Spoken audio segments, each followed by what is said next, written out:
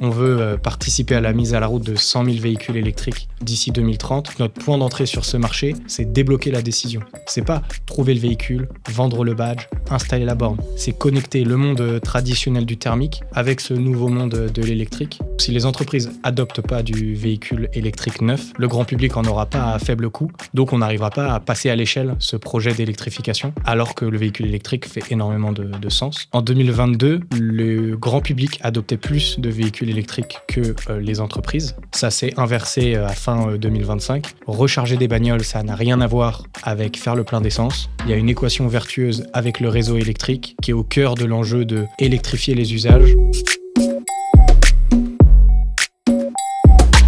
Utiliser le parallèle avec Axio parce que vous devez être, vous faites un peu de conseil en plus du modèle SaaS, c'est ça?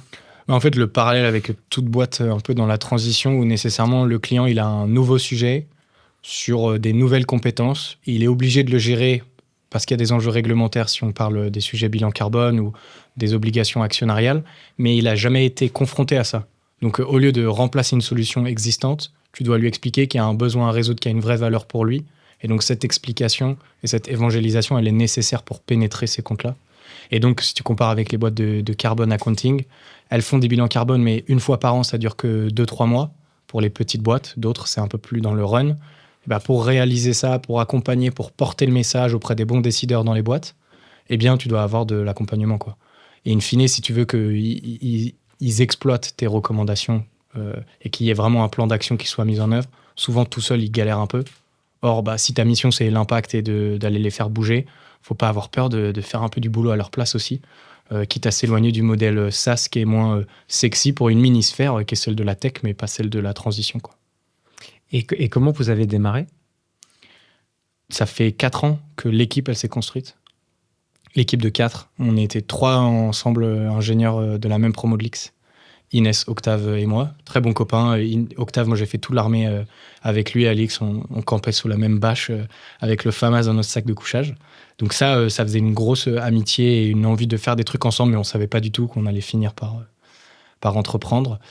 Et on s'est retrouvés dans un master d'entrepreneuriat à HEC qui nous a donné envie de monter une petite équipe à 4, se donner 5 mois pour voir si on accouchait de quelque chose de cool. Ça, c'était avant ou après Berkeley? C'est avant Berkeley, justement. Ouais. C'est 2 mois avant de passer à Berkeley qui nous a occupés pendant 3 mois où là, on était en coloc ensemble à faire toute la découverte d'Amorce.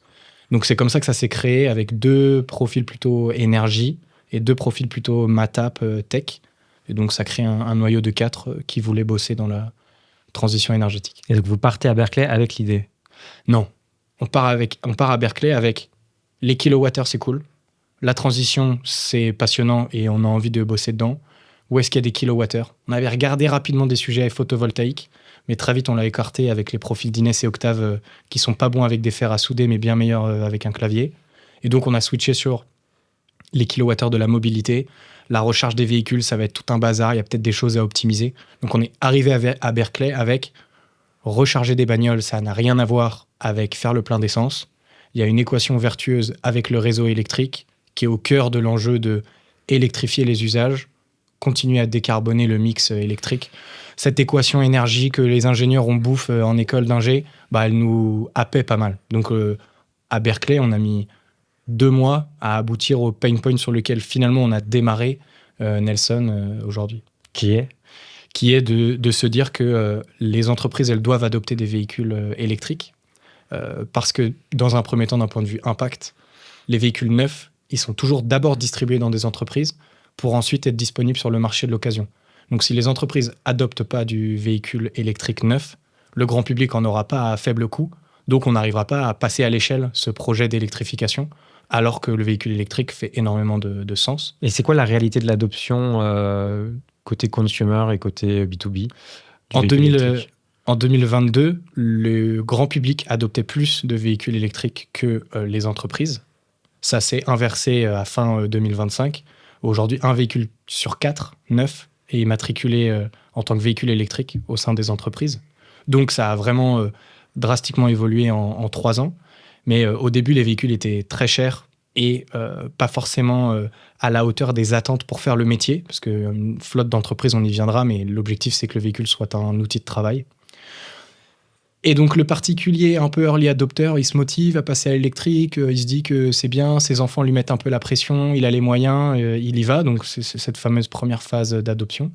Les entreprises un peu à reculons, sauf celles qui ont des gros engagements. Et depuis, ça a cliqué dans l'autre sens parce que c'est pertinent économiquement, qu'on met la pression sur les entreprises parce que, je l'évoquais avant, il faut créer un marché de l'occasion derrière. Et donc leur frein numéro un auquel nous, on a commencé à répondre, c'est démêler le vrai du faux. Est-ce que je vais perdre du temps? Comment j'explique à mon conducteur? Est-ce que je rajoute des bornes? En fait, ils n'avaient aucune information factuelle, aucune connaissance de leur flotte réelle, parce que jusque-là, c'était qu'une fonction support. Et donc les chiffres aujourd'hui, ça ressemble à quoi? Fin 2025, il y a entre 23 et 24% des immatriculations B2B qui sont sur des véhicules 100% électriques. Et octobre a été le meilleur mois en immatriculation en électrique dans les entreprises. Novembre a été meilleur qu'octobre. Décembre a été meilleur que novembre. Donc là, on est vraiment sur une grosse accélération. En revanche, sur un segment en particulier, qui est celui des véhicules de fonction. Et donc, il reste tout un énorme volet sur les véhicules utilitaires. Et le fait est que les véhicules utilitaires, on en aura encore besoin dans 10 ans, alors qu'il y a certains véhicules de fonction dont on n'aura plus besoin. Et la différence entre les deux, elle s'explique par quoi? Le premier niveau, c'est que le véhicule de fonction, aujourd'hui, c'est des véhicules particuliers. Les autonomies, elles sont à 500 km. La chimie des batteries, elle est calée. Les constructeurs, ils ont sorti des nouveaux modèles. Ils en sont à leur 3e, 4e, 5e cycle d'innovation. Donc, les coûts sont réduits. Et ça répond à des cas d'usage simples, un trajet domicile-travail, des week-ends et des vacances. Sur le véhicule utilitaire, quand on transporte de la charge, quand on doit faire une activité opérationnelle, on ne veut pas perdre de temps. Donc, ça mettait plus de temps de les motiver. Et surtout, l'offre constructeur, elle n'était pas la première à se mettre en œuvre. Donc, le point, c'est la disponibilité des produits. Et la raison de l'indécision des entreprises, c'est « Oula, j'ai vraiment peur pour mon activité. Mon cadre, ok, s'il perd un peu de temps. Mon technicien, il me rapporte 85 € de l'heure. Il ne va pas perdre de temps. » Et donc, vous, dans ce contexte-là, qu'est-ce que vous apportez?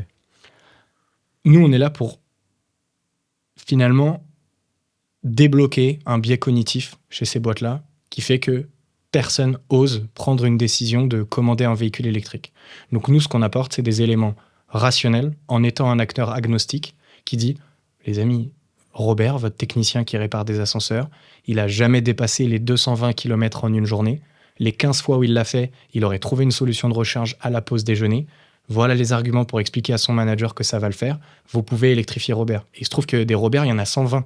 Donc vous pensiez en mettre que 15, on peut aller en chercher un certain nombre. En revanche, Tanguy, c'est mort. Tanguy, là, aujourd'hui, ça va être trop compliqué, ça va être une perte de temps. Donc vous avez raison de vous inquiéter, mais voilà l'ordre dans lequel vous pouvez faire les choses. Donc notre point d'entrée sur ce marché, c'est débloquer la décision. C'est pas trouver le véhicule, vendre le badge, installer la borne. C'est connecter le monde traditionnel du thermique avec ce nouveau monde de l'électrique pour qu'ils puissent anticiper ce qui va se passer. Donc c'est la simulation qui est vecteur de décision chez nos clients. Et la valeur pour ces entreprises, c'est quoi? C'est la conformité réglementaire? C'est d'opérer la transition plus rapidement que les autres? La valeur qu'on apporte à notre client, elle dépend aussi de la raison pour laquelle il a enclenché ce projet d'électrification. Il y a 3 leviers qui font que les boîtes, elles décident de démarrer leur électrification. L'actionnariat, la stratégie de l'entreprise, les investisseurs, net zéro, SBTI, donc des engagements RSE forts au niveau de l'entreprise. Ça, c'est le CAC 40?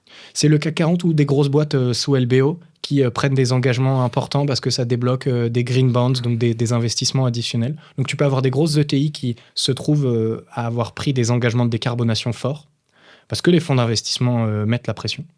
Le deuxième levier qui pousse à décarboner son activité, ça peut être des engagements commerciaux. Tu réponds à des appels d'offres pour gérer de l'eau dans une ville ou tu es sous-traitant pour le groupe Orange. Eh bien, on t'impose des targets ESG assez importantes. Donc, pour gagner ton business, tu dois prouver que tu décarbones. Et le troisième levier, il est réglementaire. Les 2 premiers n'impliquent pas nécessairement que tu dois électrifier ta flotte automobile. Mais si ta flotte est une part vraiment importante de ton bilan carbone, banco, tu traduis immédiatement tes objectifs en target d'électrification. Et donc, pour ces 3 raisons-là, ils accélèrent leur électrification. Notre valeur ajoutée, du coup, sur les flottes très matures, c'est finalement de se dire « Je dois absolument atteindre ma target de cette année. Je dois réussir à commander 150 véhicules électriques cette année. Si je me plante, je vais quand même perdre un sacré paquet de pognon et pendant les 4 prochaines années. » Parce que l'erreur de casting du Tanguy dont on parlait, Eh bien, pendant 4 ans, Tanguy va conduire sa voiture. Déjà, il va être embêté et gêné au quotidien. Son manager va être frustré. On va avoir des coûts de recharge qui vont être plus importants que ce qu'on pensait et de la perte de temps opérationnel. Donc aujourd'hui, ce qu'on vend, c'est une dépense évitée si tu fais une erreur. Et l'objectif, c'est après, sur le véhicule électrique du client, de vraiment lui faire des économies réelles OPEX de gestion de ces véhicules. Mais pour le moment, c'est vraiment dans l'amont pour commander le véhicule. Et du coup, qu'est-ce que tu vends concrètement? Nous, on a 2 activités chez Nelson. Et donc, ce qu'on vend, à nouveau, va dépendre de la maturité du client. On a une activité de conseil où finalement, on plante le décor de l'électrification pour l'entreprise, pour la motiver à prendre un engagement. Donc, on va lui proposer une stratégie d'électrification pour son parc à partir du fonctionnement actuel de sa flotte. La deuxième activité qu'on a, c'est une activité logicielle, où là, l'idée, c'est plutôt de se dire, je dois commander mon premier véhicule électrique et aller jusqu'à ne plus avoir de véhicule thermique. Donc, pendant toute ma transition, je vais avoir des enjeux et des prises de décision à prendre. Et donc, on a un peu cet outil d'accompagnement, ce chef de projet électrification qui est productisé. Pour ces 2 activités, le cœur, c'est d'agréger de la donnée, faire de la simulation, cartographier les usages réels pour vraiment être très factuel et un peu une couche d'intelligence au-dessus du métier administratif de base. Et le logiciel en lui-même, il a de la valeur ou c'est vraiment toute la data que vous arrivez à agréger et qui vous permet de créer du sens à partir de cette brique logicielle? La data qu'on agrège, elle a de la valeur pour le client. Le logiciel, il a de la valeur pour nous parce qu'il nous permet de passer moins de temps avec le client. Donc finalement, on a forcément besoin des 2 en même temps. Si on a les bons arguments disponibles sur le logiciel, on facilite énormément la discussion pour convaincre quelqu'un d'adopter un véhicule électrique. Je vais être capable de te montrer sur ton plan de tournée des 6 derniers mois, en fait, regarde, vis-à-vis de ta tournée, tu avais peur pour telle journée, mais telle borne, ça va devenir ta meilleure amie. Ah ouais, je connais ce croisement de la rue, ça peut le faire pour moi. Donc on arrive à les aider à se projeter. Donc pour les cas compliqués, vraiment exploiter le logiciel dynamique, ça va permettre d'embarquer les gens dans le changement. Mais le cœur pour prendre la décision, c'est les datas qu'on a calculées. Et donc, in fine, on a déjà beaucoup de valeur juste avec les calculs data qu'on fait. Et donc, c'est pour ça d'ailleurs qu'en interne, chez Nelson, on a une équipe data et une équipe software pour dérouler un peu la doublette de la secret sauce Nelson. Et cette donnée, tu la récupères où? Les flottes, aujourd'hui, elles sont déjà assez outillées. Elles ont plusieurs prestataires. Elles ont de la donnée qui est disponible à plusieurs endroits. Nous, il y a 3 données types qu'on va récolter dans le nuage des données du client. La donnée qui vient de la gestion de flotte, la composition de la flotte, les cartes carburant, les prises de péage, tout ce qui a trait à ce qui est nécessaire pour utiliser le véhicule aujourd'hui, on va le traduire en données de trajet et données kilométriques. On peut récupérer la donnée qui vient directement des véhicules, soit parce que le client a installé des boîtiers, soit parce que nous, on va se connecter au véhicule et remonter de la donnée. Et on va également prendre la donnée métier, le Robert ou le Tanguy dont on parlait, encore une fois. Il a une appli conducteur, un smartphone pour connaître son registre d'intervention. Ça nous fait une donnée. Ça, c'est les données clients qu'on va croiser. C'est vraiment ce croisement de données qui fait notre force. Et on va mettre à côté de ça toutes les bornes publiques existantes, la possibilité de mettre des bornes à domicile, les infras sur les sites de l'entreprise, pour faire ce jumeau numérique de la flotte et un jumeau électrifié pour un peu se poser plein de questions là-dessus. Et vous êtes combien en France à avoir ce type d'activité et qu'est-ce qui vous différencie fondamentalement? Il y a plein d'acteurs qui s'intéressent aux flottes automobiles, mais de plein de manières différentes. Et tout le monde a envie de se saisir de cette opportunité. Il y a un changement de paradigme, l'arrivée du véhicule électrique, ça redistribue les cartes, abat la carte carburant Total Énergie, fin du monopole de cet acteur dans la gestion de flotte. Donc, tout le monde a envie de se saisir de ça de manière un peu différente. Total y compris. Total y compris en créant des offres sur la recharge, évidemment. Un peu paradoxal d'avoir un acteur comme Total qui te propose de mettre des bornes à domicile chez toi. Mais oui, ils sont intégrateurs d'offres et de solutions hardware de recharge parce que ça reste un métier de l'énergie et Total s'appelle maintenant Total Énergie avec un S. Ça pourrait être un exit potentiel? Non. On voit plus de valeur pour nous chez des acteurs soit plus proches de l'automobile, soit plus proches du logiciel. Soit c'est parce qu'il y a un désaccord d'ADN avec le groupe Total, mais le jour où ils nous feront une offre, peut-être que ce sera différent. Mais je pense qu'on crée de la valeur plus importante pour d'autres. Donc pas forcément Total. Chez les acteurs qui s'intéressent à notre sujet en particulier, il y a personne qui a ce positionnement agnostique spécifique sur la data, ou alors c'est juste des cabinets de conseil. Je pense que dans une ère IA, assumer le côté SaaS et conseil a vraiment du sens pour le futur business model qu'on doit développer. Donc on le défend de manière assez pragmatique aussi, le fait de mettre des humains avec nos clients. Mais voilà, tout le monde le fait pour défendre autre chose. Et donc faire quelques analyses pour vendre un badge de recharge sur lequel on prend des commissions, c'est pas la même chose que... Si tu te projettes à quelques années, ce que vous vendrez sera différent de ce que vous vendez aujourd'hui. La manière de le vendre, est-ce que ce sera justement pas plus d'intervention humaine et une capacité à développer une brique logicielle sur mesure grâce à l'IA à chaque fois? Est-ce que c'est forcément une brique logicielle? Je sais pas, peut-être que ça c'est la fin de la réponse, mais le premier point, c'est qu'on a eu la mauvaise idée de se mettre sur un marché qui avait une date de péremption, parce que notre premier métier, il s'arrête quand il n'y a plus de véhicules thermiques encore dans la flotte. Bon, ça veut dire que notre impact aura été monstrueux. On veut participer à la mise à la route de 100 000 véhicules électriques d'ici 2030. Donc, il y a encore beaucoup de choses à faire pour mettre des véhicules électriques à la route. En revanche, ce qui est certain, c'est que plus le marché monte en maturité, plus nous, on doit se réinventer et construire des nouvelles propositions de valeur. Donc, en fait, on avance avec la maturité en espérant être un peu devant la vague d'adoption de ces véhicules électriques. Donc, dans quelques années, le métier qu'on fait aujourd'hui, il sera radicalement différent. Et c'est ça qui est excitant. Revenons à Berkeley. C'était le bon spot pour démarrer. Ils sont plus avancés qu'en Europe sur le véhicule électrique. Effectivement, nous, pour démarrer l'aventure Nelson, on a commencé par un séjour à Berkeley de 3 mois, tous les 4. Inès, Octave, Julien et moi. Berkeley, on y est allé sans savoir qu'on allait travailler sur le véhicule électrique en détail, sans savoir quoi que ce soit des flottes automobiles. On y est allé avec la volonté d'entreprendre dans la transition énergétique et profiter d'être là-bas pour bosser à 4 et peut-être avoir un avis un peu différent. Donc, la Californie avait mené des projets intéressants sur les flottes. Alors, le contexte actuel fait que c'est pas forcément aux US qu'il faut chercher la roadmap produit de Nelson. Mais il y avait eu des initiatives qu'on a découvertes sur place. Donc, Berkeley, on y a été principalement pour faire un tunnel à 4 pour tester cette association, plutôt que pour espérer en dégager des apprentissages clés sur notre marché. Et ça a été quand même une phase assez fondatrice pour nous. Et du coup, l'Europe et la France, c'est des marchés pertinents, plus avancés par rapport à d'autres marchés dans le monde? L'Europe, c'est un marché qui avance vraiment beaucoup plus vite que les autres sur le véhicule électrique, qui est un peu plus résilient sur ses engagements en termes de décarbonation et de climat. Même si là, il y a eu un retour en arrière dernièrement.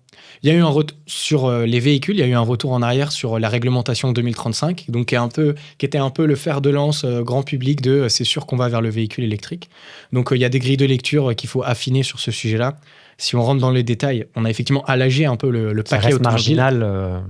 En fait, c'est pas que ça reste marginal, c'est que déjà, concernant Nelson, si je suis très perso, ça a plutôt mis la pression sur les flottes parce que ça change en rien le fait qu'elles doivent accélérer leur décarbonation. Et sur le grand public et sur l'industrie automobile, ça allège un tout petit peu, à juste titre, parce qu'au lieu d'être target 0 g de CO2 par kilomètre, en gros, il faudrait qu'en 2035, on fasse 90% de ventes de véhicules 100% électriques. Ça laisse une marge de manœuvre, disons. Mais l'état d'esprit et la transition, elle est pleinement en marche et de manière très forte. Et les véhicules électriques, on aurait aimé les inventer avant les véhicules thermiques. Et donc, la France est plutôt plus en avance que les autres pays européens? Ça dépend le prisme. Moi, j'ai un prisme qui est très B2B. Le prisme global, les pays nordiques, on le sait, il n'y a pas de débat. La Suède et la Norvège, c'est plus que 95% des ventes qui se font à l'électrique parce qu'ils ont créé des mécanismes d'incitation très forts, parking gratuit, péage gratuit, et j'en passe sur d'autres éléments de fiscalité. Sous le prisme flotte, en fait, on est obligé de regarder la maturité du marché adressable, donc regarder le nombre de voitures et la vitesse d'électrification de ces voitures. Si tu fais 60% d'électrification en Norvège, mais que le parc est tout petit, autant aller en France où il y a 20% d'électrification, mais finalement plus de commandes de véhicules électriques. Les pays qui sont dans les plus belles trajectoires aujourd'hui, c'est UK et France.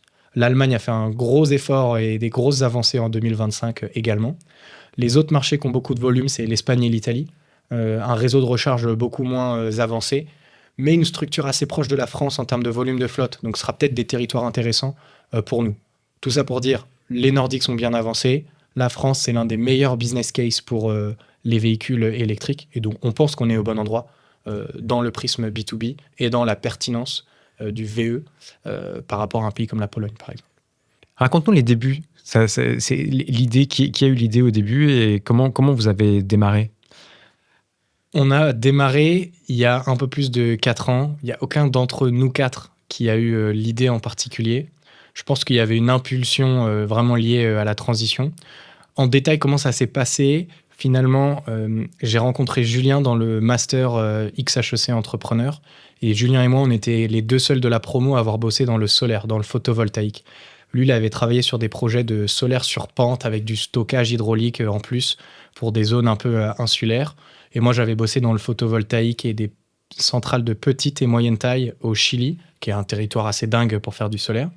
Donc, on avait découvert l'équation électrique des différents pays, l'intérêt du renouvelable, mais d'un contrôle dosé, l'intermittence. Appelons ça le kilowattheure. Et pourquoi vous ne restez pas dans le solaire tous les deux? C'est une bonne question. Je pense que ça fait partie un peu des aléas ou des opportunités. Le point que je rajouterais, c'est qu'on avait un peu ce sujet. On a pitché un premier truc pendant une semaine Impact. On a pitché un projet sur de l'agri-photovoltaïque. L'idée, c'est de se dire peut-être que je peux produire intelligemment de l'électricité tout en améliorant la production de fraises ou de raisins. En gros, plutôt que de chercher à capturer le plus de soleil, je vais essayer de générer la meilleure ombre possible sur les champs et je vais également dégager de l'électricité, mais je vais me concentrer sur de la production à haute valeur ajoutée. Bref, mettre des panneaux sur des champs plutôt que se battre sur est-ce que je mets des champs ou est-ce que je mets des panneaux.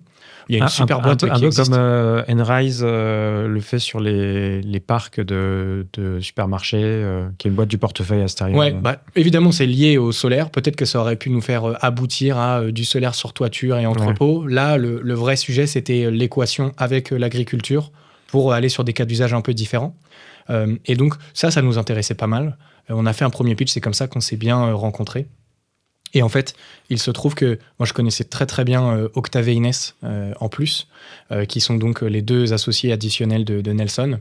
Eux 2 voulant, pour des raisons différentes, vraiment entreprendre, pourquoi pas, mais surtout être connectés aux enjeux d'énergie et avec, contrairement à Julien et moi, des énormes compétences techniques. Inès sur le machine learning, la data, les NLP, les maths appliquées. Et Octave sur l'infra, la cybersécurité, les réseaux, l'informatique un peu plus habituelle, disons. Enfin, donc la data et l'informatique. On était très très bons potes avec Octave. On était à l'armée ensemble. On a fait 3 mois à dormir dans le même duvet, ou presque, avec nos armes. Donc on est très bons potes. C'est mon témoin de mariage. Donc évidemment, ça faisait un lien additionnel pour pourquoi pas se rajouter. Donc on a testé pendant 1 mois. On était en 2 binômes, un binôme véhicule et un binôme photovoltaïque. Dans les 2 cas, il y avait du kilowattheure, donc ça nous allait en gros. Et donc on a affiné la recherche sur les 2 projets en parallèle en se tenant au courant en binôme. Ensuite d'ailleurs, ça nous est resté pendant assez longtemps le fonctionnement en binôme croisé pour tester des choses. Le solaire, on a mis de côté parce que ce qui aurait pu nous interpeller, demander en gros de prendre des fers à soudure, d'aller faire le tour de toutes les centrales, recycler des panneaux. Et on n'était pas la bonne équipe pour faire ça. En revanche, sur la recharge des véhicules, il y avait un truc qui semblait un peu plus tech, avec plus de data et des problèmes à résoudre assez amples et vraiment importants. Et donc, c'est ça qui nous a amenés à ce sujet-là, plutôt que de rester à 2 sur le photovoltaïque. Ça a hyper bien matché avec Inès qui, tu vois, elle est très, très différente de moi dans le réflexe et la manière de raisonner, mais on se retrouve très vite sur plein de sujets également. Donc, ça faisait une super belle complémentarité. Personnellement, j'ai vite vu que ça aurait été un désastre de monter une boîte avec 3 Alfred. Et donc, le fait de tester les trucs à 4 ensemble, ça a été... Ce que j'allais dire, c'est que 4, c'est pas commun. On vous a pas dit au début, est-ce que vous êtes sûr de vouloir rester à 4 est-ce que vous vous êtes posé la question En plus, comme on faisait les études un peu académiques de l'entrepreneuriat avec ce master, HEC Entrepreneur, il y a plein de boîtes qui en sortent, mais c'est tous avec le même livre, la même manière d'entreprendre, ou presque. Bon, déjà, ce master-là, il te permet de monter une boîte en sortie d'études alors que tu n'aurais aucune idée de comment le faire autrement. Donc, plus sain pour lui, déjà. Mais qu'est-ce que tu reproches au playbook XHEC, du coup ? Avant de reprocher des choses au playbook XHEC, parce que j'en reproche pas tant, je dirais que dans ce playbook-là, on nous a beaucoup dit, vous êtes tous les 4 avec un background ingénieur, c'est quoi la différence entre vos profils ? En plus, vous êtes 4, en plus, vous êtes potes, c'est injouable. Nous, on avait notre propre grille de lecture là-dessus. Ce qui nous a vraiment permis de nous conforter dans cette décision, ça a été de se dire, en janvier, donc janvier 2022, les amis, sur les 5 prochains mois, on ne se demande pas si on continue le projet ou pas. On le joue à blanc, comme si c'était vraiment la boîte qu'on allait lancer. Et après les 5 mois, on se pose la question de est-ce qu'on le lance ou pas, est-ce qu'on a raison de le faire. Ça nous a permis d'évacuer un peu toutes les remarques extérieures que les uns et les autres nous faisaient. Et on a vu que ça pouvait vraiment être 4 murs porteurs. Moi, j'ai pris un goût très fort pour le côté business, commerce, convaincre, exploiter l'éloquence d'une bonne manière dans le job, mettre de l'énergie, être le côté un peu leader que tu pourrais chercher chez quelqu'un d'HEC typiquement. Et en fait, moi, ça m'a énormément stimulé et j'avais l'impression de pouvoir apporter un truc vraiment cool là-dessus. Donc, ça m'éloignait du profil ingénieur, si tu veux.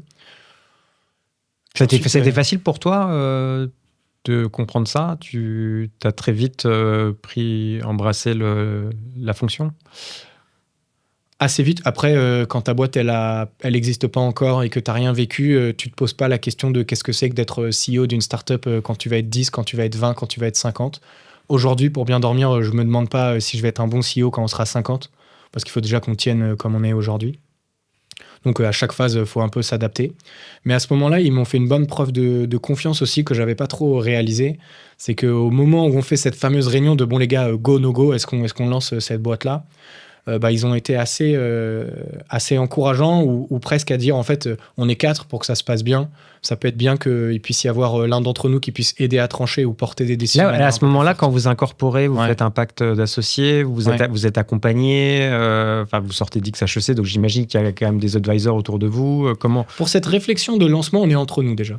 On a préparé les questions qu'on voulait se poser et se mettre un peu sur la gueule. On est dans une ferme pendant 24 heures pour aller réfléchir à tout ça de notre côté. Mais à ce moment-là, on n'est pas du tout en train d'incorporer, faire un pacte. On sait qu'on le fera s'il y a une décision de go, mais on doit déjà discuter de 2-3 choses. Et on est accompagné parce que justement, pendant toute l'année, on nous a répété les questions qu'il fallait qu'on se pose entre nous pour être sûr d'avoir envie de bosser ensemble. Et donc, je dirais que ces réflexions-là, elles nous ont aidés et ils ont dit, voilà, l'un des critères, c'est que on soit tous les 4 ensemble et que s'il y a des choses qui se chevauchent, c'est bien si Alfred, tu nous aides à trancher et que tu prends un peu ce rôle leader. Et donc, ça faisait presque partie d'un prérequis pour que le truc se lance. Et donc, moi, à ce moment-là, ça m'a un peu soulagé de me dire, OK, en fait, peut-être qu'ils ont besoin que je prenne ce rôle-là. Parce qu'avant, j'aurais pu me dire, en fait, tout le monde a envie d'avoir ce rôle-là, quoi. Et finalement, tout le monde n'a pas autant d'énergie à mettre dans. Pour toi, c'est une question d'énergie ? C'est d'avoir une question d'énergie ? D'être le bon leader dans la boîte, non. Mais l'énergie, c'est un truc qui est tellement essentiel pour être exposé à un marché, expliquer en permanence ce que tu fais. Never miss an opportunity to pitch. Il faut quand même une sacrée dose d'énergie pour le faire en permanence. Surtout quand tu es sur un sujet de transition avec plein de gens qui sont bloqués. On se fait tous emmerder sur l'intérêt de décarboner, prendre l'avion au repas de Noël. Nous, en permanence, le véhicule électrique, c'est une emmerde. Donc, il faut être confronté à ça. Et toujours garder l'énergie pour ça. Donc, il fallait bien qu'on soit prêt à suer pour ça. Donc, ça, c'était un truc important pour entreprendre. Un bon leader, il n'est pas forcément que plein d'énergie. Il peut être hyper organisé et structuré et bien exécuté. Et donc, je pense qu'on est tous leaders à notre manière. Ce que j'entendais par le côté leader, c'est animation de l'équipe, secouer les troupes, mettre de la motivation chez tout le monde. Donc, créer un peu cette excitation au sein de notre équipage, quoi. Qu'est-ce que tu fais aujourd'hui au quotidien ? Qu'est-ce que tu as gardé ? Moi, je passe beaucoup, beaucoup de temps en interaction extérieure, soit avec des clients, soit avec des prospects, soit avec des acteurs qui connaissent très bien notre marché et pour lesquels ce serait très utile qu'ils connaissent Nelson sur le long cours pour nous positionner au bon endroit, challenger le discours. En entretien encore aussi ? Un entretien, quel type d'entretien ? Pour recruter de nouvelles personnes ? Finalement, évidemment, je suis intégré dans les différents process de recrutement, mais on n'est pas dans une phase où on recrute une personne par mois ou 2 personnes par trimestre. Donc, mine de rien, ça prend pas un temps de dingue, ça dépend des moments. Peut-être ça a pris plus de temps à d'autres phases, mais je suis beaucoup exposé aux acteurs de notre marché, finalement. Les partenaires, les directions de flotte, les patrons RSE, les directions générales. Mais vous avez recruté un head of sales depuis Non. Donc effectivement, moi je m'occupe du commerce et du développement des ventes depuis 3 ans chez Nelson. Et on a recruté un premier commercial chasseur il y a un peu plus d'1 an maintenant, avec la volonté de lui déléguer la gestion de certains cycles de vente, mais pas de prendre la direction commerciale. Ce chemin-là, pourquoi pas. En revanche, là, on vient de recruter en janvier de cette année 2026 un commercial beaucoup plus senior qui connaît très bien notre marché, mais qui aujourd'hui a vocation à aller chasser et développer des grands comptes plutôt que prendre la direction commerciale. La direction commerciale, c'est un sales et un BDR, donc il n'y a pas de direction commerciale. Il y a de la contribution à notre performance et aller choper des clients, quoi. Et la go-to-market aujourd'hui, comment vous y prenez ? Donc ça a été notre premier recrutement. Je le donne sous l'angle people. Le go-to-market chez Nelson, c'est trouver quels sont les meilleurs segments clients, comment on va aller les chercher, comment est-ce qu'on fait pour aller le faire très vite et comment est-ce qu'on explique notre offre et notre produit pour que ça fasse écho avec leurs besoins. Donc, c'est construire toute une forme de machine qui permet de dire « c'est cool, on a trouvé des flottes intéressées, on sait ce qu'on va leur raconter, dans quel ordre et elles vont signer ». Donc, aujourd'hui, les réflexions go-to-market, on a recruté Perle il y a un peu plus de 2 ans. Et Perle, sa mission initiale, c'était d'être un peu la binôme d'Alfred pour tous les sujets BizDev parce qu'on ne savait pas trop comment organiser tout ça. Et donc, on a trié et décomposé les différentes flottes cibles, on a prospecté ensemble, on a testé les discours, on a mis en place nos CRM, on a eu des liens avec les partenaires. Aujourd'hui, on est soit en acquisition directe, donc on appelle au téléphone ou on va à des événements, soit on a des acquisitions indirectes, on a des acteurs de notre écosystème qui nous introduisent à des clients parce que mettre en avant Nelson, ça a une valeur pour eux en tant que gars qui vend des bornes, qui finance des véhicules, qui installe des bornes ou qui les maintient. C'est qui, par exemple, qui vous recommande ? Les leasers automobiles peuvent nous recommander. En fait, l'idée, c'est de se dire, tous les gens qui travaillent aujourd'hui avec des flottes finales, ils cherchent à aider d'une manière ou d'une autre leurs clients. Et quand il y a un changement de paradigme comme celui du véhicule électrique, il y a tout intérêt à essayer de redistribuer les cartes, prendre des parts de marché à un ou à un autre. Et donc, les gros éléphants du marché des flottes automobiles, c'est les leasers automobiles. Un leaser, c'est celui qui te fait de la location longue durée de tes véhicules sur des contrats de 4 ans. Comme ça, tu n'as pas à payer le véhicule dans son intégralité. Tu le payes sur 4 ans avec une loi de roulage qui est fixée, etc.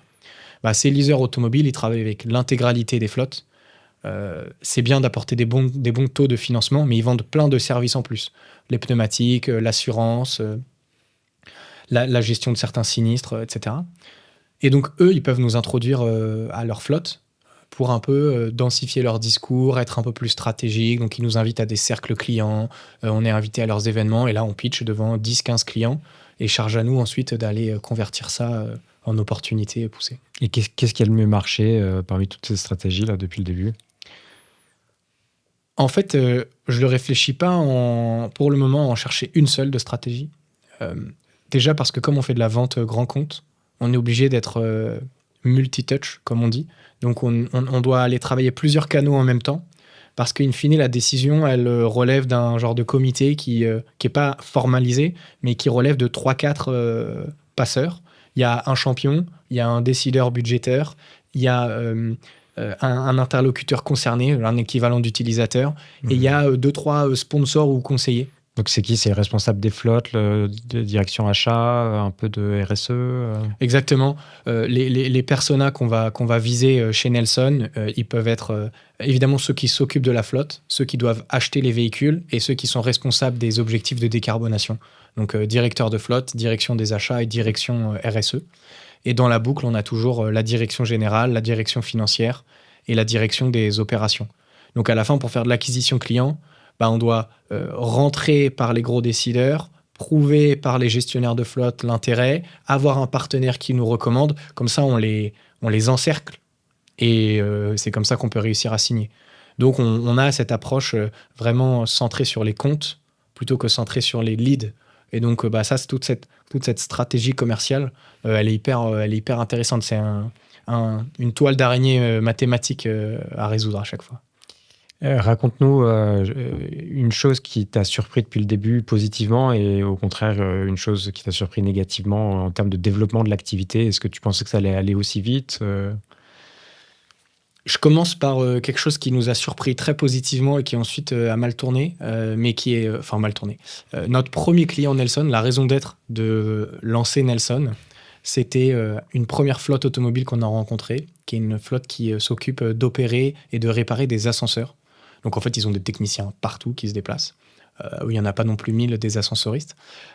Et donc cet ascensoriste, il a 3000 véhicules en France et il nous dit, on ne sait pas du tout comment organiser notre électrification, on ne sait pas par qui commencer, est-ce que vous pouvez... Enfin, ouais, on aimerait bien électrifier, vous nous demandez comment on fait, mais nous, on ne sait pas trop qui électrifier dans quel ordre. Et nous, on réalise qu'il a 2-3 jeux de données sur lesquels nous, on pourrait faire quelques analyses pour prouver que X ou Y personnes pourraient passer à l'électrique. Donc, ils nous donnent toute la donnée. Pendant 3-4 mois, on fait des POC, on leur montre des choses, etc. 6 mois après, on signe un premier contrat à 40 000 euros annuels avec ce client-là. C'est grâce à ça qu'on fait une première petite levée avec des business angels pour essayer de dupliquer ça. On a été rentré chez 2-3 autres comptes en plus. Mais donc, c'était notre grosse preuve de traction.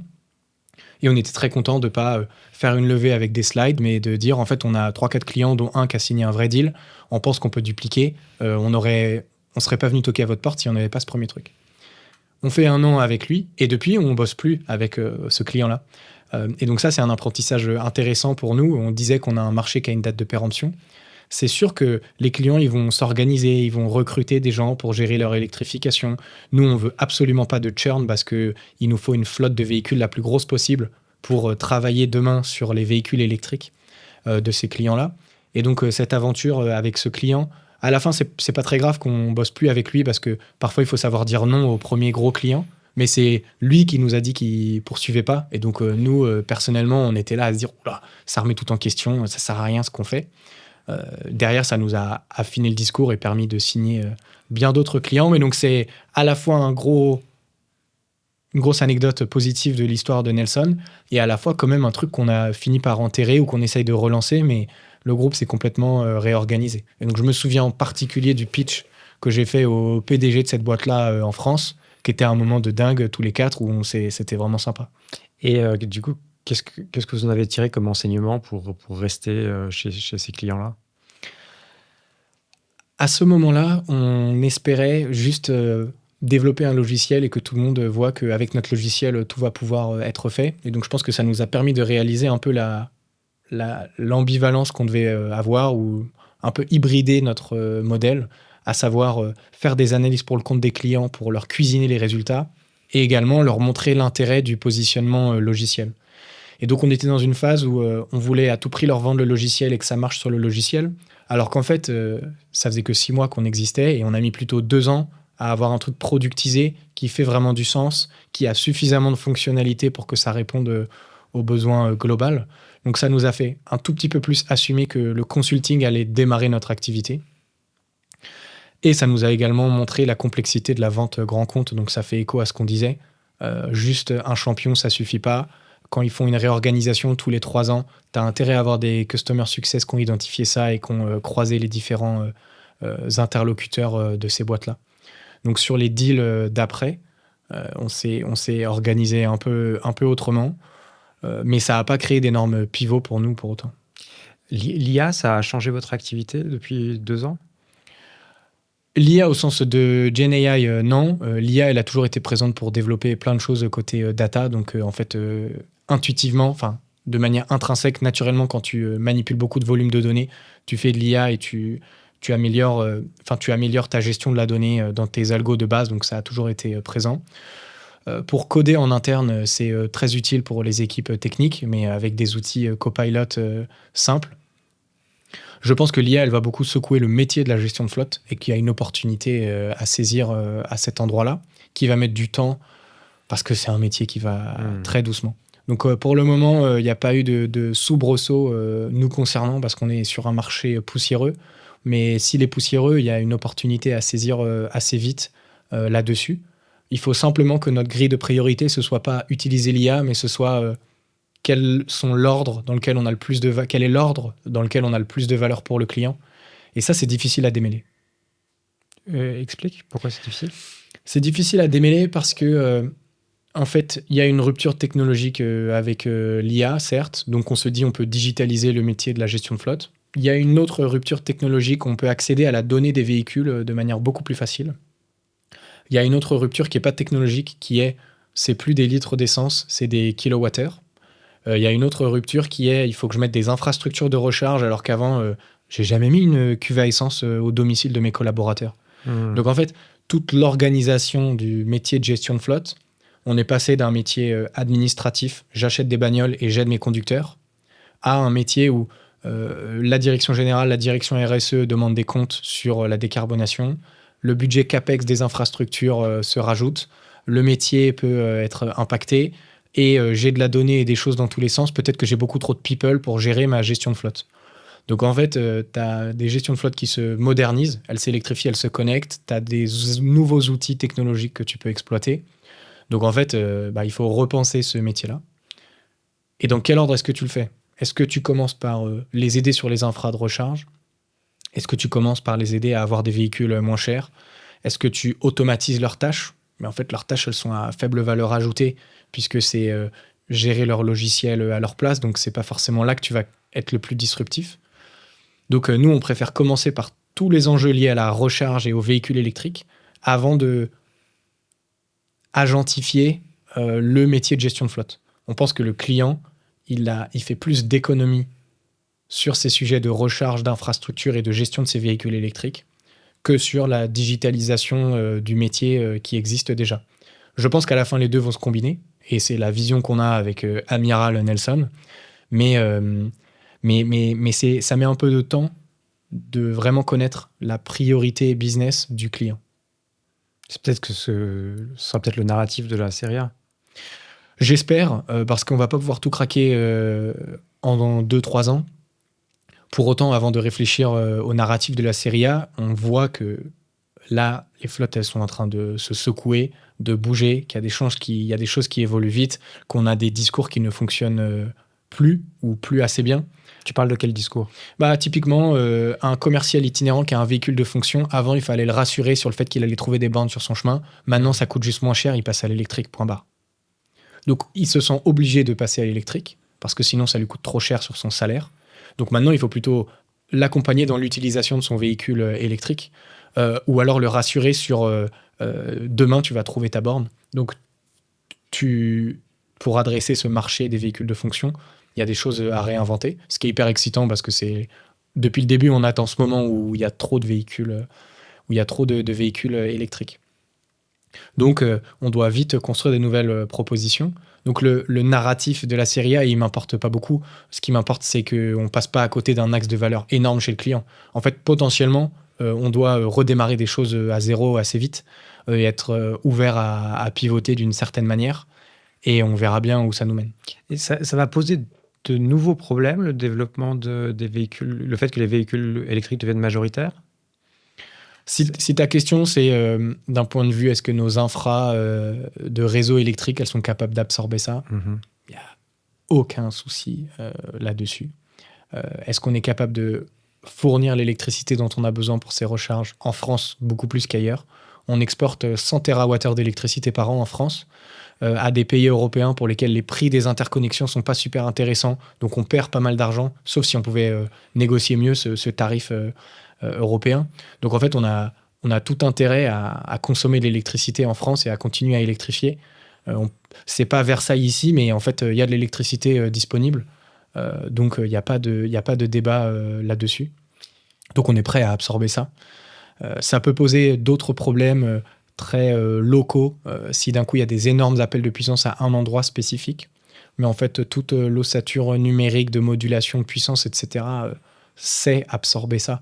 Donc il ne faut absolument pas que le grand public croie qu'il va faire court-circuiter un poteau électrique sous prétexte qu'il s'est acheté une Clio E-Tech. C'est quoi les freins finalement ? C'est juste l'inertie Il n'y a plus de frein pour choisir d'adopter un véhicule électrique. Tout le monde est content de trouver sa mauvaise excuse. Je vais faire la queue sur l'autoroute. Peut-être le 15 août. C'est un jour sur 365. Je vais au ski. T'as de la chance d'aller au ski. Prends-toi une bagnole électrique pour 95% de tes autres journées, quoi. Donc, en fait, il n'y a plus aucune raison pour les véhicules particuliers. Ça coûte moins cher. L'autonomie, elle est largement suffisante. Et croire qu'il faut 800 km d'autonomie pour résoudre ça, c'est un technosolutionnisme qui n'a pas de sens. Conduisez une fois un véhicule électrique et vous voyez que vous arrivez à gérer votre affaire. Ça dure entre 13 et 18 minutes une recharge, quand tu as besoin de juste faire de 30 à 80%. Donc finalement, il n'y a pas trop de raisons. En revanche, chez les flottes, parce que c'est ça qui nous intéresse, là, il y a des freins, et notamment sur les véhicules utilitaires et les véhicules de service. Et donc là, il y a une vraie nécessité de gommer cette inertie et de leur trouver un moyen de prioriser les choses. Le sujet de demain, c'est contrôler le coût de recharge de tous ces véhicules et en faire une gestion optimisée.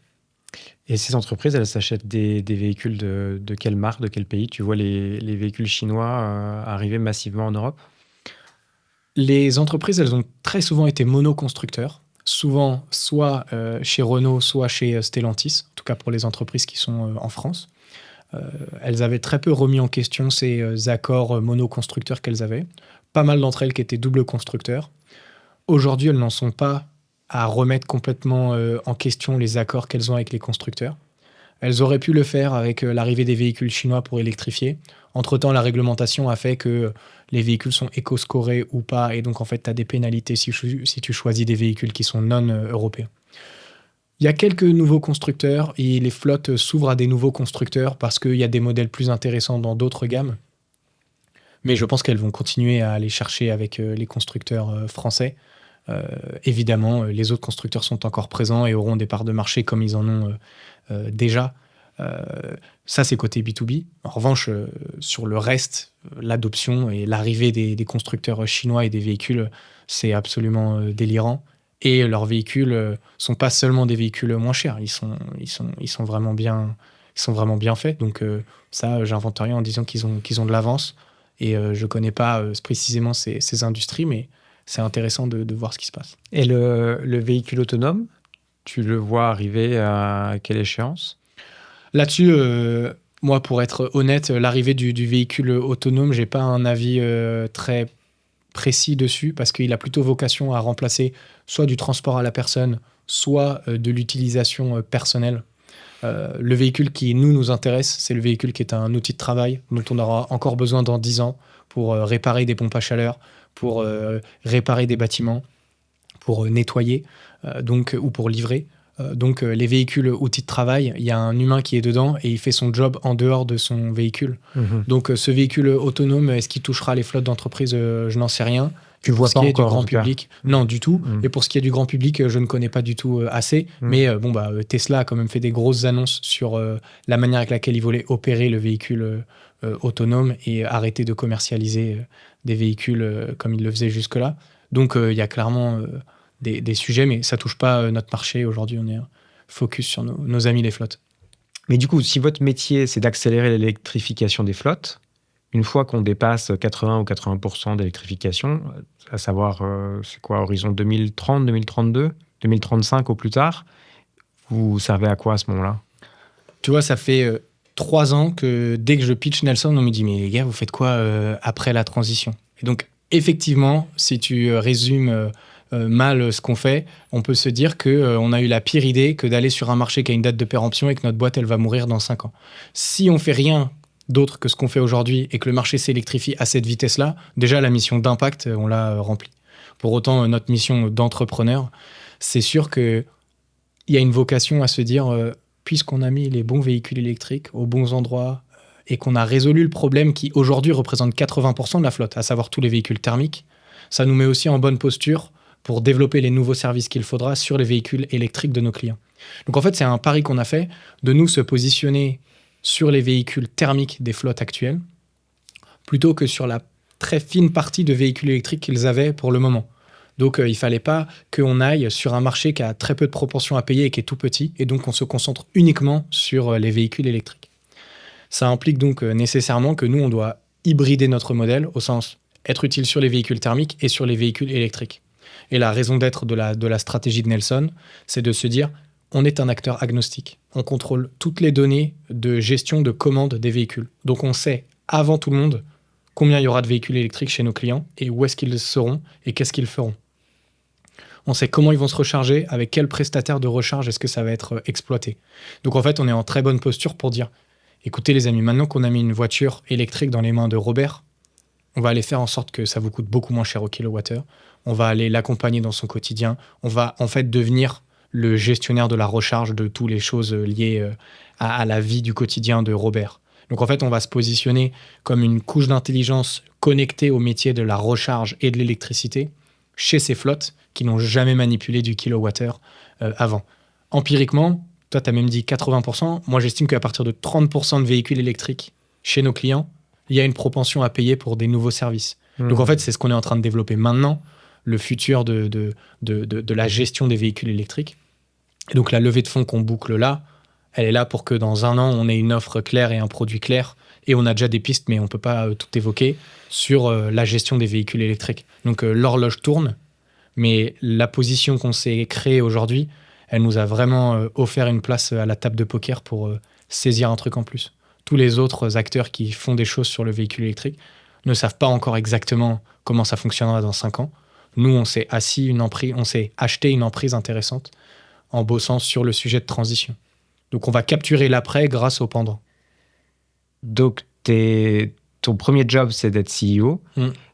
Comment est-ce que tu as appris le métier, entre guillemets, au fur et à mesure? Est-ce que tu as des advisors, des coachs autour de toi? Est-ce que tu es en réseau avec d'autres CEO du même âge ou un peu plus âgés?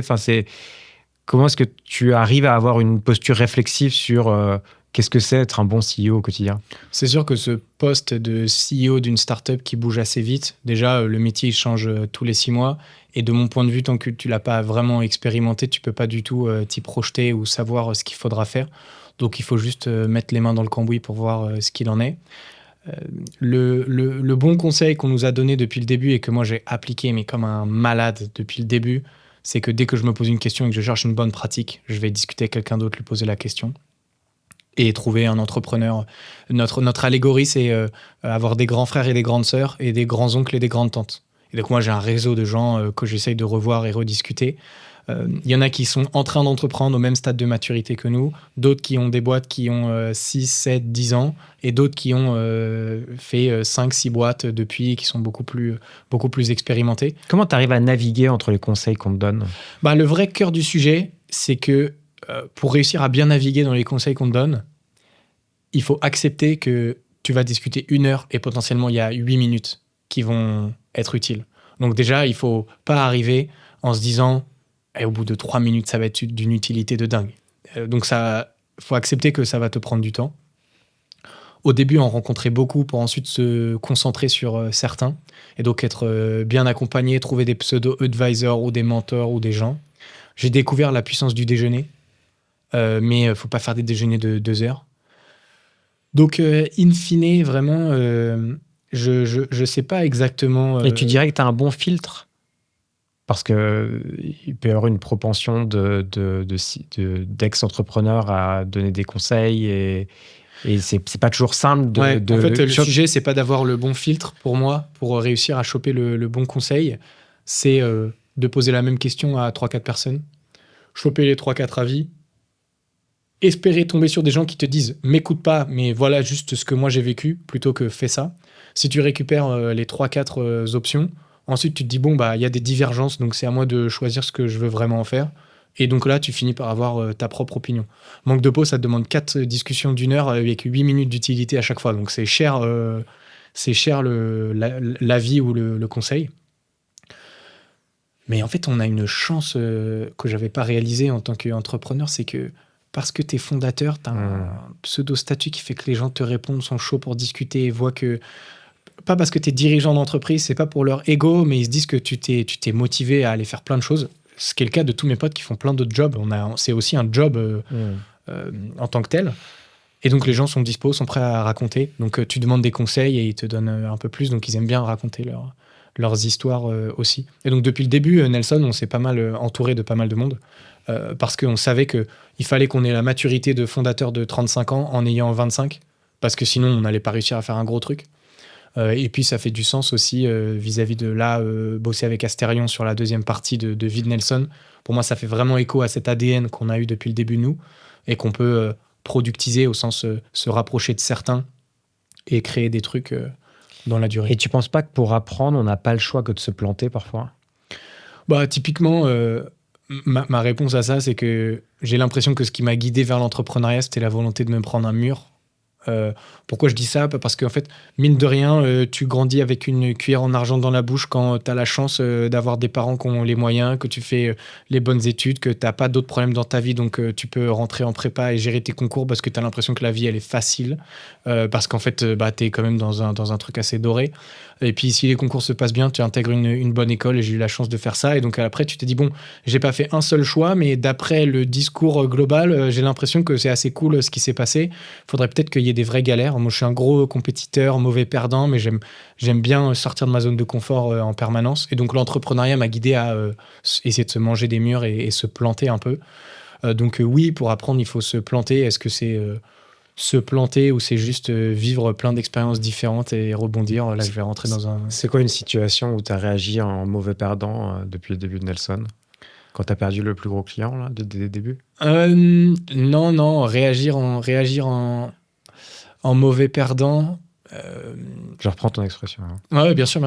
Je sais pas si c'est mauvais perdant, mais un peu hâtif en disant mais attendez les gars, il y a toutes les raisons qu'on bosse ensemble, pourquoi ça avance pas ? Et donc être un peu trop intrusif, trop offensif, et donc ne plus trop jouer avec les codes du marché ou du système, et être un peu trop pressé, quoi. L'entrepreneur qui croit que tout peut se passer en 2 semaines et qu'il faut se dépêcher, bah voilà, assumer que les décisions prennent du temps, que en fait, si il t'a pas répondu le lendemain, dans 3 mois, il t'aura encore en tête et ce sera encore frais. Les incitations, les temporalités. Elles t'échappent parfois un peu aussi. Exact. C'est clair. Et donc, il y a un irrationnel vraiment important dans le monde du business B2B, je pense dans le monde de manière générale. Et ça, quand t'as jamais bossé avant et pas été confronté à cet irrationnel de plein de choses, et qu'en plus t'es un polytechnicien, mathématicien, c'est un calvaire. Et donc, réaliser ça de manière... empirique, je trouve ça hyper cool, et ça réalise à quel point il y a tellement de choses que je ne connais pas du tout, et donc il y a mille trucs ça apporte un peu de curiosité aussi dans les autres discussions. Donc voilà, on n'est pas le centre du monde des gens qu'on veut convaincre non plus, donc un peu d'humilité aussi là-dessus. Bon, merci.